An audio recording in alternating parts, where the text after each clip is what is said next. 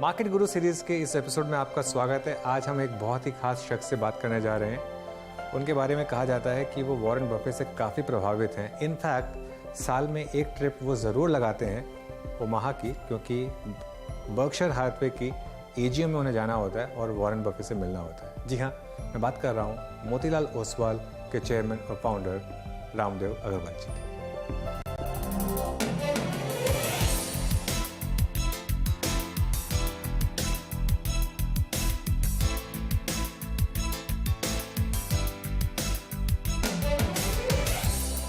Good morning Ramdev sir.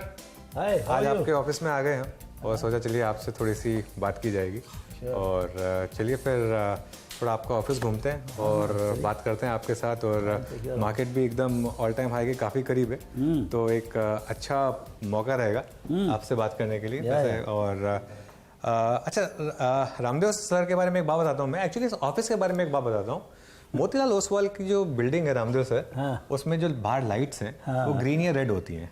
तो आजकल red तो यूज ही नहीं हो रही है, बस लास्ट के 1-2 दिन में यूज हुई है। बहुत रेड यूज हुआ है। लास्ट पहले यूज हुआ था, लेकिन पिछले 3 महीने से सिर्फ ग्रीन ही यूज हुआ है। तो अभी थोड़ी सी और ग्रीन लाइट ऑर्डर करनी पड़ी होगी, क्योंकि वो सिर्फ ग्रीन ही चल रही है। तो रेड नहीं यूज हुई होगी। हम सोच रहे हैं कि पूरा ही ग्रीन कर दें, उठा के पूरा ही ग्रीन कर दें। चलिए, तो बिल्कुल। अच्छा Ramdev sir, all time high के इतने करीब हैं हम, और ऑब्वियसली थोड़ा ऑल टाइम हाई के करीब आकर थोड़ा सा अटक रहे हैं। आपके हिसाब से इस समय मार्केट अभी भी ठीक है? कोई ज़्यादा महंगी नहीं हुई है? नहीं, अभी देखिए 900 950 का, मतलब बहुत ऑप्टिमिस्ट लोग 950 बोलते हैं। हमारे गौतम 950 बोलते हैं, और हम उसको काट पीट के 900 तक करते हैं। तो pessimistic is 900 and optimistic is 950। आपका 18,500 का इंडेक्स है।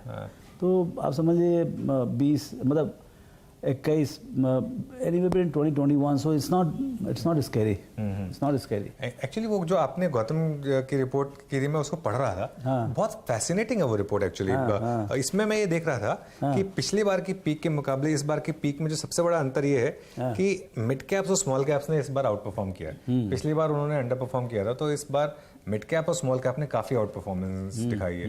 उसका क्या रीजन रहा है आपके हिसाब से? देखिए, जब देसी लोग खरीदते हैं, सब मिड कैप स्मॉल कैप खरीदते हैं। HNI, retail, and generally that's the flavour. The large cap is that is the domain of institutions, domestic as well as international. So जब व्हेन FIs कम, तो फिर उसमें क्या, तो थोड़ा सा लार्ज कैप में परफॉर्मेंस वो दे के नॉट, मतलब आपको $1 बिलियन खरीदना है, 10 बिलियन खरीदना है, 20 बिलियन खरीदना है, तो उन्होंने एक तो क्या बेचा, उन्होंने तो बेचा क्या जो उनके पास था, that was all large cap.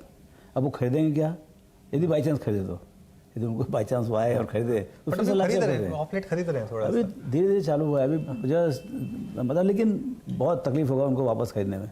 नहीं, बात आपने पहले भी कही थी कि उनकी एंट्री, उनकी एग्जिट जो भी रही हो, री एंट्री काफी पेनफुल रहने वाली है। अभी देखिए हर चीज में ऐसे हो रहा है। अभी आज के दिन में कितने बड़े ब्लॉक्स हो रहे हैं। Exit has become very easy for a worthwhile company to sell $1 billion. HDFC AMC का ब्लॉक हो गया इतना बड़ा, वही तो उससे क्या बोलो ना कि there is a good demand for high quality large caps and there is enough appetite. And so I think in orderly fashion if they come and go, there is no problem, but actually the movements at times are, when there are global disturbance, geopolitical, they decide to get out 25, 30, 40 billion and market absorbs. बिल्कुल। But I think this time the strange phenomenon is that whatever they sold, it went to the retail. So now how do you get it back? बिल्कुल। If it had come to our institutions, then market would have probably gone down a lot more for the institutions to buy them up.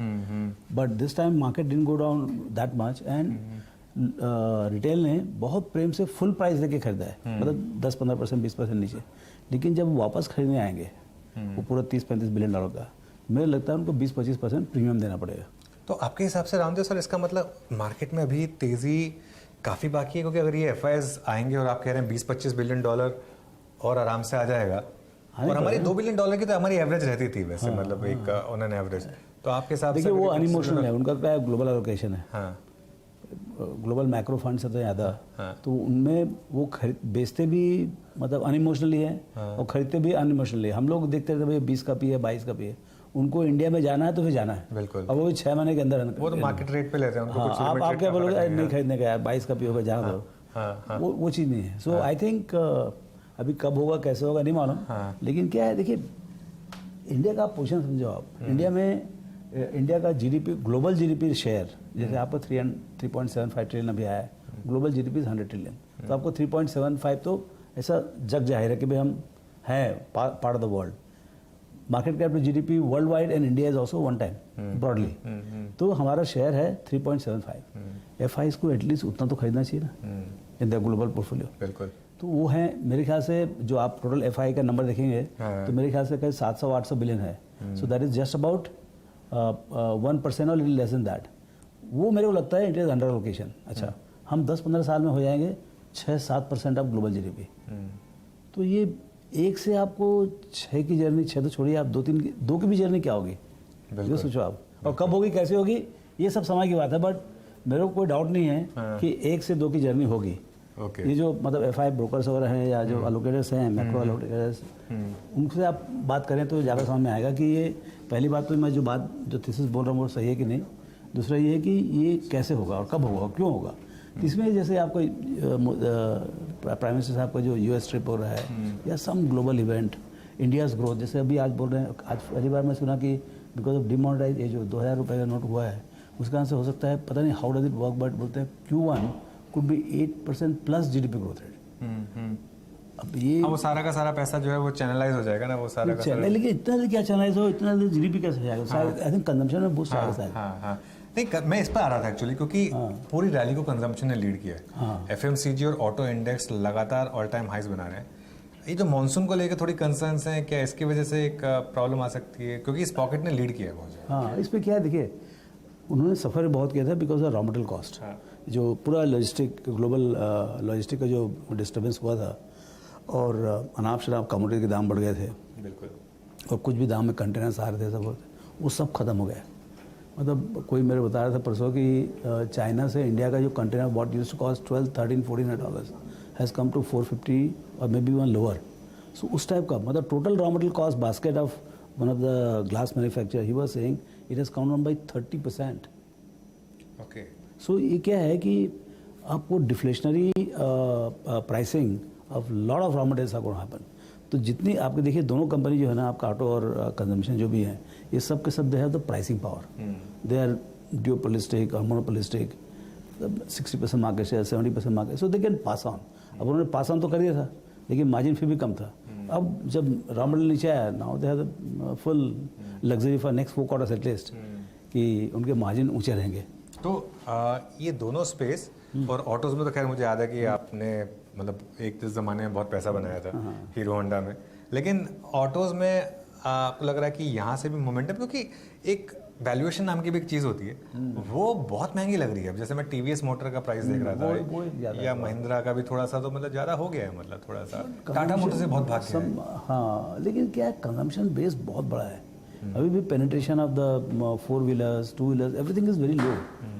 अब वो मतलब ये सब GST हो रहा है, 28% का जीएसटी, हायर रेंज में, इवन हायर, तो वो थोड़ा सा कंजम्पशन को हर्ट करता है। Interest rates are high. अब वो ऐसा कौन सा माहौल आएगा जिसमें पोस्ट कोविड, आप देखिए पहले तो क्या था, रूरल में बहुत वीक था, 2 wheeler demand till January February was very weak, and then it took off in last 3-4 months. तो ये भी क्या है कि ये इकोनॉमी, इतना बड़ा इकोनॉमी है, जायंट है, अपने समझ में आता है कि what is driving it. I mean low penetration is always the story of India, लेकिन कब किसके जेब में पैसा आएगा। और उसके अब जैसे देखिए हाउसिंग बूम है, हाईएस्ट आपका मॉर्गेज रेट्स हैं, हाईएस्ट मतलब रिसेंट है इसमें, बट हाईएस्ट डिमांड है। तो ये मतलब अच्छा, दूसरा ऑन द अदर साइड जैसे आपका ऑटोमोटिव है, उसमें उतना बड़ा बूम नहीं है। So you don't know how the consumers will behave, what will their preferences. So वो सबका साइकिल होता है 10-12 साल तक। It was the last decade for real estate, अब आया, जोर से आया। अच्छा रामदेव साहब, मैं कोई भी इंटरव्यू करता हूँ तो थोड़ी उससे पहले रिसर्च करता हूँ कि क्या आप बाय कर रहे हैं, क्या सेल कर रहे हैं। सुनने में मुझे आया कि आप रियल एस्टेट पे बहुत बुलिश हैं, और खासतौर जो बड़े रियल एस्टेट स्टॉक्स हैं वो काफ़ी ऐड कर रहे हैं। नहीं, वो पता नहीं मेरे मैनेजर्स क्या क्या कर रहे हैं, लेकिन see fundamentally it is the largest industry, it is the largest industry. अब सवाल ये स्केल कौन एग्जीक्यूट कर सकता है। यहाँ पर देखिए कोई कंपनी में जो है ना, कोई रियल एस्टेट कंपनी में स्केल नहीं है। मतलब 2-3 कंपनियों को छोड़ दें तो, हाँ, 2-3 कंपनी भी नहीं है स्केल। भाई कंट्री बहुत बड़ा है। हाँ, मतलब जैसे डीएलएफ नॉट स्पेसिफिक हो गई, गोदरेज मुंबई डीएलएफ का क्या स्केल है? 6,000 करोड़ टर्नओवर था लास्ट ईयर। अरे 6,000 करोड़ का हमारा टर्नओवर है यार। तो क्या मतलब DLF मतलब ऐसा जायंट है, मतलब कम से कम 50-60 हज़ार का टर्नओवर हो, $10 बिलियन का टर्नओवर, तो लगेगा भाई कि कुछ कंपनी कर गए। तो वो स्केल के बनेंगी, अब कौन सी बनेगी वो अपने समझना पड़ेगा। कॉर्पोरेट्स बिकॉज मतलब थोड़े से भी लैंड एक्विजिशन, थोड़ा डीलिंग्स एंड ऑल, थोड़ा परमिशंस एंड ऑल, थोड़ा अभी भी फ्रैक्शन है जिसमें रीजनल मैनेजमेंट है, there is no pan India real estate company, delivery schedules are still big dependent on bureaucracy and all, so है मतलब प्रॉब्लम्स है इंडस्ट्री में। तो क्या ये बात सही है कि आपने एक क्लोज डोर मीटिंग में अपने कुछ इन्वेस्टर्स को कहा था कि DLF will be the stock of the year इस साल का? नहीं ऐसा नहीं, सी ये तो क्या है, देखिए बातचीत में क्या है, जैसे अभी बात कर रहे हैं मतलब उसमें थोड़ा ज़्यादा लिबर्टी रहती है, तो उसमें क्या है कि भाई क्या करें, आपको इतना रियल एस्टेट लगता है तो क्या करें। तो हम बोले भाई देखो, कोई भी इंडस्ट्री में बूम होगा जैसे भी होगा तो उसका जो लीडर जो है ना, he is the biggest beneficiary. यदि आपको बैंकिंग में हुआ तो आपको SBI HDFC से आप हट नहीं सकते आप, बिल्कुल। तो वो उसके हिसाब से ऑटोज में भी वही होता है, वही होता है, हमेशा होता है, लीडर बेनिफिट डिस्प्रोपोर्शनेटली। अभी देखो सीमेंट में हो रहा है तो पहले तो सबसे पहले तो अल्ट्राटेक ने ऑल टाइम हाई बनाया, बिल्कुल है ना, तो वो ऐसे ही होता है, इसीलिए मैं बोला और कुछ नहीं। And it's a large company, you can get in get out, कभी भाई हमारा कैलकुलेशन गलती हो, आपको कैलकुलेशन गलती हो, एटलीस्ट लिक्विडिटी दो ना। तो क्या रियल एस्टेट तो एक स्पेस हो गई, रियल एस्टेट से रिलेटेड जो स्पेस है वो बहुत अच्छा कर रही है। जैसे अब वो क्या बोलते हैं, सीमेंट जैसे बहुत अच्छा कर रहा है, उसके अलावा जो सैनिटरी वेयर स्टॉक्स हैं या फिर जो पाइप बनाने वाली कंपनियां हैं वो अच्छा कर रही हैं, सब एक साथ चलेगा, सब एक साथ चलेगा, somehow that sustained boom। अब देखिए क्या ग्लोबल, देखिए आप इतना आइसोलेटेड भी नहीं है, you are part of the world has so much of problem, पूरा अमेरिका है थोड़ा सा रिसेशनरी कंडीशन में है, हाईएस्ट इंटरेस्ट रेट है तो वो अटका हुआ है वहीं के वहीं, यूरोप पूरा तो बेचारे लड़ाई झगड़े में लगे हुए हैं, ये 2 ब्लॉक तो गए, रशिया सॉरी आपका चाइना जो है वो अब खुद ही अपना मतलब प्रॉब्लम खड़ा कर रखा है, सबसे लड़ाई झगड़ा कर रखा है, तो बचा क्या, मतलब वी आर डूइंग वेल, लेकिन भाई आप ये समझिए कि बाहर सब आग लगा हुआ है, हमारे यहाँ शांति है, तो वो थोड़ा सा जो है ना, जैसे 2003 से 2008 में जो सुपर बूम हुआ था उसमें the world was aligned, world was growing at 5% and then we are growing at 7-8%, 9%, तो वो चीज़ जो है ना अभी जो अपना ग्लोबल का जो बेनिफिट मिलने का है वो अभी नहीं है, तो वो एक पोर्शन 1.5-2% का जहाँ पर आप कुछ भी बनाओ, everything can be exported, there is enough product demand in the outside Europe America वगैरह, वो बात नहीं है अभी, सो उसी कारण से थोड़ा सा जो है ना पैची हो जाता है, कहाँ जहाँ पर डोमेस्टिक डिमांड आता है वहाँ पर आपको बूम आता है, and then the moment it's अभी से IT है, सडनली IT थोड़ा ठंडा हो गया, IT is the second largest, तो लेकिन IT में अब आप सिलेक्टिवली बाय कर रहे हैं? मैंने सुना है कि फंड्स में आपके स्पेशली मिड कैप IT में तो काफी बारी कर रहे हैं जो है ना, जो आपके एक फंड मैनेजर से मेरी बात हो रही थी लास्ट वीक, तो ऑब्वियसली मैं नाम नहीं बताऊंगा उनका, लेकिन वो मुझे कह रहे थे कि हम मिड कैप IT भर के ले रहे हैं इस समय, ले रहे हैं लोग, या मतलब see longer term outlook for the industry is very good, this is the best industry of India and India story is dependent on them, तो अब सवाल ये है कि जो पब्लिक मनी होती है उसमें आपका 1 से 3 साल का जो आउटलुक होता है, वही 10 साल का आउटलुक तो बहुत बढ़िया है, लेकिन 1 से 3 साल का आउटलुक कैसा है वो एक इम्पॉर्टेंट होता है, तो उसी कारण से we are building selective, very cautious, लेकिन yes we are not zero. Okay, ये बुल देखिए यहाँ एक्चुअली सर के ऑफिस में आपको बहुत एक बुल मतलब हर जगह है, मैंने देखा है, मतलब बड़े बड़े बुल्स आपने लगाए हुए हैं यहाँ पे, तो आप इनहेरेंटली बुलिश हैं वैसे market, think equity think Motilal Oswal, think equity think Motilal Oswal, बिल्कुल। तो चलिए फिर तो ये तो बात हो गई जो बड़े सेक्टर्स हैं उनकी, उसके अलावा रामदेव सर इस समय आप और कौन कौन से थीम्स पर बुलिश हैं?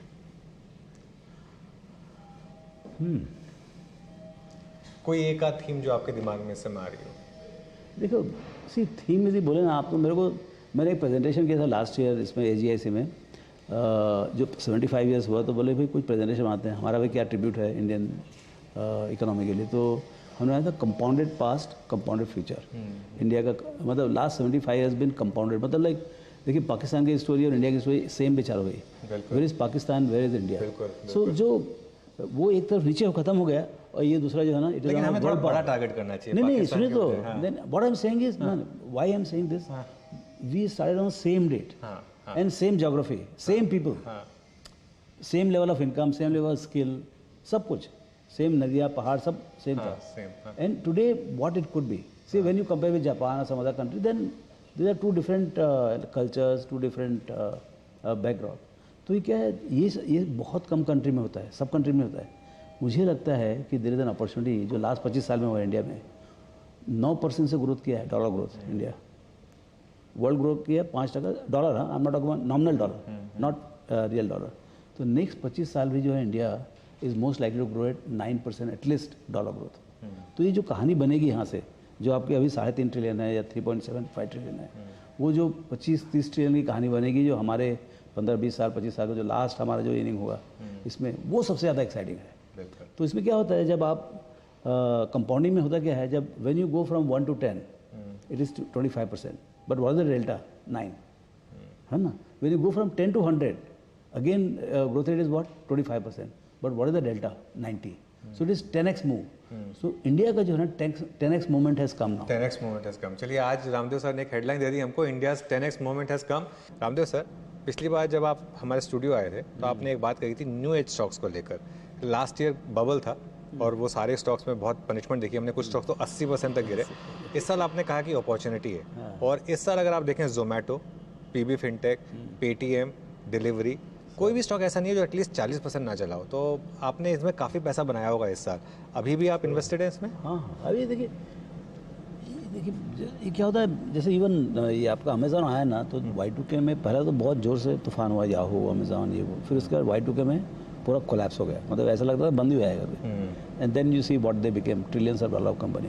तो ये सब बिकॉज द इनके business model is the empowered by internet, मतलब इंटरनेट का रीच है, they are much more asset light and reach is national international. तो इनका जो ग्रोथ जो है कुछ बहुत, मतलब depending on the concept and quality of business, इनका ग्रोथ जो है ना कुछ अनाप शनाप होता है। अब वो पहले ग्रोथ लिए, प्रॉफिट नहीं लिए, लोगों ने बहुत वैल्यूएशन दिया, बहुत पिटाई हुई। अब जो है, अब बोले हमको प्रॉफिट चाहिए, ग्रोथ बाद में लेके आएंगे।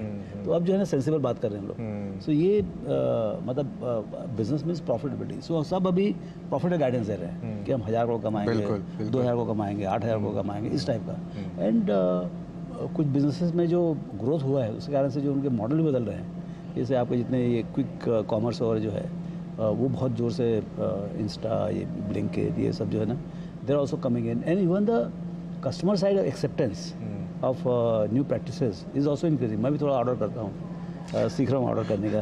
तो मैं तो पहले खाली करता हूँ, मेरे को तो उसके बिना चलता नहीं है। हाँ, तो पहले खाली टिकट बुक करना था मूवी का, अब थोड़ा बहुत ऑर्डर भी कर लेता हूँ मैं। तो ये क्या है, जो एक्सेप्ट जो कंज्यूमर बिहेवियर है वो भी काफ़ी बदल रहा है और डीपर होते जाएगा। सो अभी भी इंटरनेट टाइप लगता है, कोई नई चीज़ लगती है, कोई इलेक्ट्रिसिटी को नया नहीं बोलता है।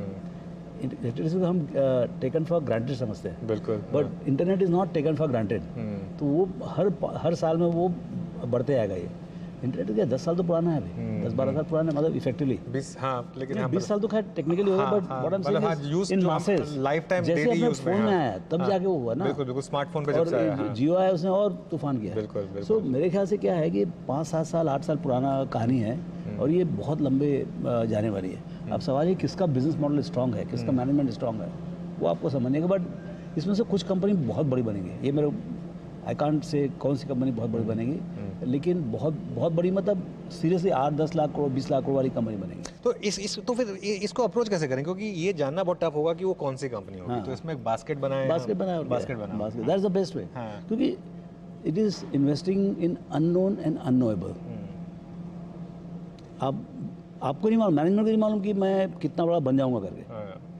कोई एंटरप्रेन्योर को नहीं मालूम पड़ता कि भाई कोई आदमी ने कोई ट्रिलियन डॉलर जब शुरुआत करते तो आपको नहीं पता होता कि हाँ, आप किसी ने मालूम रहता है। हर आदमी एक लिमिटेड ऑब्जेक्टिव लेके चलता है कि हम ये कर डालेंगे, हम वो कर डालेंगे, लेकिन बिजनेस जिस तरह से रिस्पॉन्ड करता है, कंज्यूमर जिस तरह से रिस्पॉन्ड करता है, जिस टाइप की दूसरी चीज़ें बनती है, टेक्नोलॉजी जिस तरह से रिस्पॉन्ड करता है। अभी क्या पता क्या क्या टेक्नोलॉजी आएगा, अभी जैसे वो चैट जीपीटी है, पता नहीं वो क्या करेगा वो, you know. So you don't no, मतलब अब जैसे हमने जब ब्रोकिंग चालू किया था तो हम तो पेन पेंसिल से करते, मतलब I used to do accounting physically.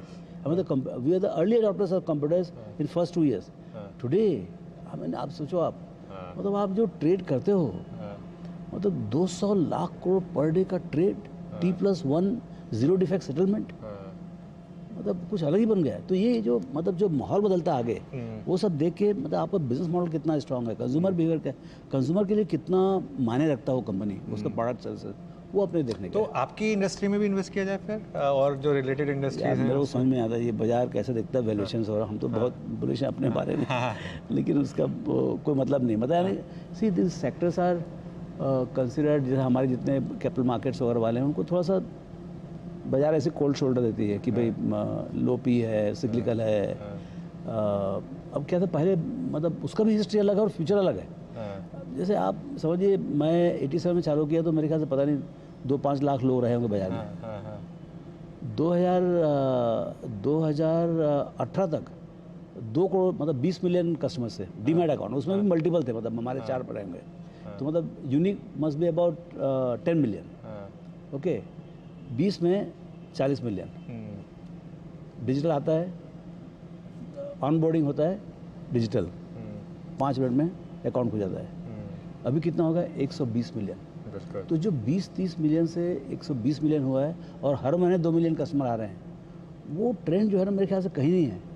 आपको मैं एक स्टडी देता हूँ, 1987 में total turnover was 200 crore per day, A group B group सब मिला के, और उसका T+15 डेज में सेटलमेंट होता था। T+15 का तो सौदा होता था और T+21 में सेटलमेंट होता था। याद ही नहीं रहता होगा कि क्या सौदा लिया था, पता नहीं। अभी it is 1 lakh time or more, it is 200 lakh crores per day। 1 lakh, you tell me one industry T+1 का सेटलमेंट। वही रामजी सर, आपने 87 की बात कह दी, ये जो आपके यहाँ पे पिक्चर है, जरा इस पर फोकस करेंगे आप। ये क्या वो ये पिक्चर है या पेंटिंग है? ये this is a painting done by one of the painters, भवन। हाँ, भुवन। हाँ, 2017 में बनी है ये पेंटिंग। हाँ, तो ये जब दिखाया मेरे को तो मैं बोला यार ये तो मेरे को अभी तक ख्याल आ रहा है कि मैं जब उतरा था टैग, मतलब बरसात में जाते थे हम लोग वहाँ पर, Bombay stock exchange, that was the only exchange, used to be fountain का है ये, it used to exactly look, see the mirror finish जो है ना, बरसात हुआ है तो उसी कारण से पूरा सबका शेड दिख रहा है। ये तो बरसात में यही अभी देखिए, अगले महीने आप कभी क्रॉस करेंगे तो ऐसे दिखेगा। तो कुछ याद है उसकी, कुछ और बातें याद है आपको उसकी उस समय की? ये जो सामने बिल्डिंग है वो सेंट्रल बैंक ऑफ इंडिया होती थी समझ ना, उसमें बहुत हमने ऑडिट और बहुत टाइम खराब किया वहाँ। जो एक आपकी रिग्रेट भी रही है, एक इन्वेस्टमेंट करना। हाँ, वो भी गलत हुआ, लेकिन ठीक है, मतलब like Bombay stock exchange was that time the towering tower, you know, like अभी भी है नहीं है, लेकिन वो ये था वो जो एक निम्नो, मतलब like the only exchange. 3-3.5 crore का कार्ड का कीमत तभी था, लेकिन मिलता नहीं था भाई, मतलब मैं 3 करोड़ देके भी किससे ले, ऐसा वाली बात है। चलिए एक लास्ट सवाल पूछूंगा आपसे फिर। ऑल टाइम हाइस पर और रिटेल निवेशक आपको काफ़ी सुनते हैं, आपके रिटेल निवेशकों को क्या सलाह होगी, क्या करें और क्या अवॉइड करें? देखिए सट्टा मत करो यार, समझना पहले बात। ओके। ये कंट्री में जो है ना, यदि आप इन्वेस्ट करो ना, गंदा से गंदा इन्वेस्टिंग करो। इन्वेस्टिंग साल 2 साल 3 साल, जितना दिन आपको जितनी श्रद्धा उतना नहीं रखो, गंदा स्टॉक खरीदो, फिर पैसे कमाओगे। मेरे ख्याल से मतलब you have to be super unfortunate guy to lose money. See making money less than say 5%, that is one thing. देखिए बाजार करेगा आपको 12-12.5, वो सेट है। 10 साल का 12.5% है, 40 साल का 12.5% है। जैसे शॉर्टर करो तो कभी 1 साल का 25% आएगा, फिर 80-90% भी आ सकता है, उसका बात नहीं। But basically long term is about 12-13%, and आपका फिक्स इनकम इज अबाउट 4-5%, 6%। तो clearly that's the asset to class to be in. लेकिन क्या पैसे उसके लिए है जो परमानेंटली बाजार में बैठे हुए हैं। कितना भी महारथी आ जाए, बाजार को प्रेडिक्ट नहीं कर सकता। बिल्कुल। तो भैया चलो ये बॉटम है, ये टॉप है, मेरे को 20% निकालने दो, और बॉटम में अरे भैया तू ही भगवान है क्या? हाँ, तो किसी के पास नहीं। आप एक बार सही हो सकते हो, हर बार सही नहीं हो सकते। बिल्कुल। तो बेस्ट इज टू जितना अलोकेशन है उतना डालो। यदि आपको समझ में आता तो आप इंडेक्स खरीदो, बेस्ट इज इंडेक्स खरीदो। और हमारे टाइम में था नहीं, अभी तो बढ़िया मिलता है, 5-10 पैसे में आपको इंडेक्स मिलता है। बिल्कुल, ETF ले लीजिए, इंडेक्स खरीदो, जो भी S&P 500 मिड कैप जो खरीदना खरीद लो आप। So that is the easiest way. Invest करिए और बैठे रहिए और भूल जाइए। बिल्कुल, जैसे वॉरेन बफेट ने कहा था कि stock market is designed to transfer the money from the impatient to patient. तो उस पर फोकस करिए। यस, एकदम। एंड ये अमृत काल बताता हूँ मैं। हालांकि पॉलिटिशियंस ने बोला अमृत काल, लेकिन इन्वेस्टिंग का अमृत काल मैं बताता हूँ। इन्वेस्टिंग का अमृत काल। तो चलिए दूसरी हेडलाइन दे दी रामदेव सर ने। पहली हेडलाइन दी थी कि India 10x moment has come, और दूसरी हेडलाइन दे दी कि ये इंडिया का इन्वेस्टिंग में एक अमृतकाल मोमेंट है। रामदेव सर, बहुत बहुत शुक्रिया हमसे बात करने के लिए। बहुत अच्छा लगा आपसे बात करके और thank you so much. Thanks for coming.